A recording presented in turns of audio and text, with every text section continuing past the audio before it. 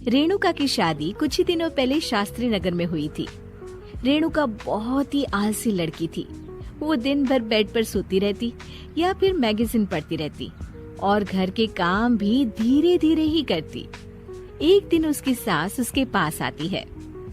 बहू, आज बेसन का चिला बना दे, बड़ा मन कर रहा है। हाँ मम्मी जी, बनाती हूँ थोड़ी देर में। थोड़ी देर में? अरे थोड़ी देर में तो रात के खाने का वक्त हो जाएगा बहू। अच्छा मम्मी जी, तो फिर आप रात का खाना ही खा लीजिएगा ना। हे भगवान, कैसी आलसी बहू मिली है मुझे, हर काम को बस टालती ही रहती है। रेणुका दिन भर बस आलस पना ही करती रहती। एक बार रात के खाने पर सब बैठे हैं तो रेणुका का पति कहता है, अरे ये क्या, आज फिर से करेला? रेणुका, हफ्ते में तीसरी बार ऐसा हुआ है कि करेला बन रहा है। कुछ भी बना लिया करो।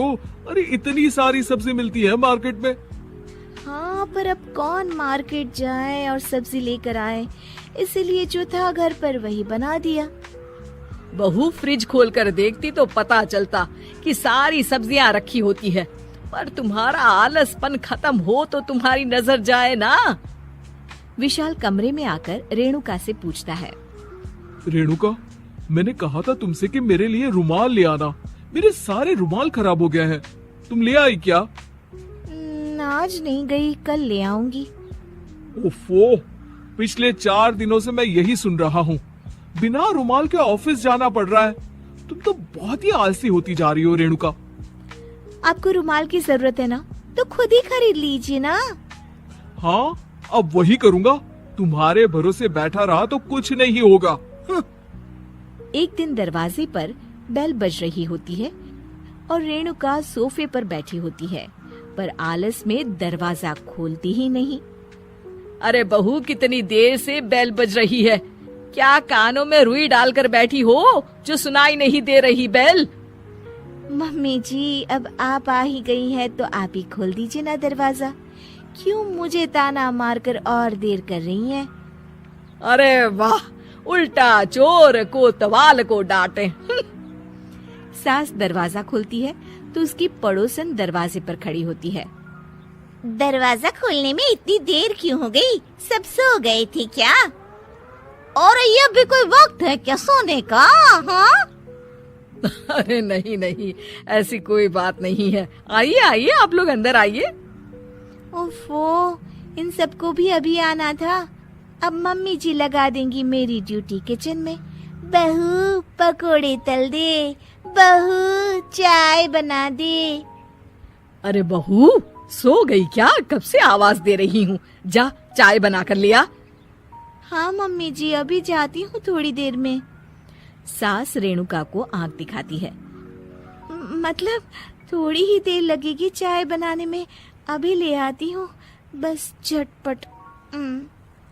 रेणुका रसोई में जाती है और इसी आलसीपन में वो चीनी की जगह नमक डाल देती है। जैसे ही सब चाय का घूंट भरते हैं, चाय थूक देते हैं।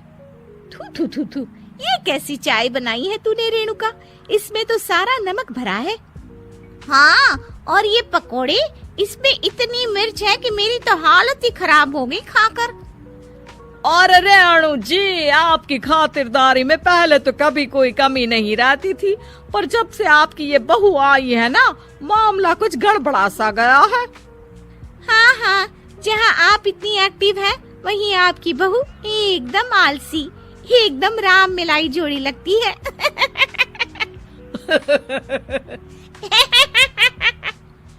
अच्छा जी, चलते हैं अब। नमक वाली चाय पिलाने के लिए बहुत बहुत शुक्रिया।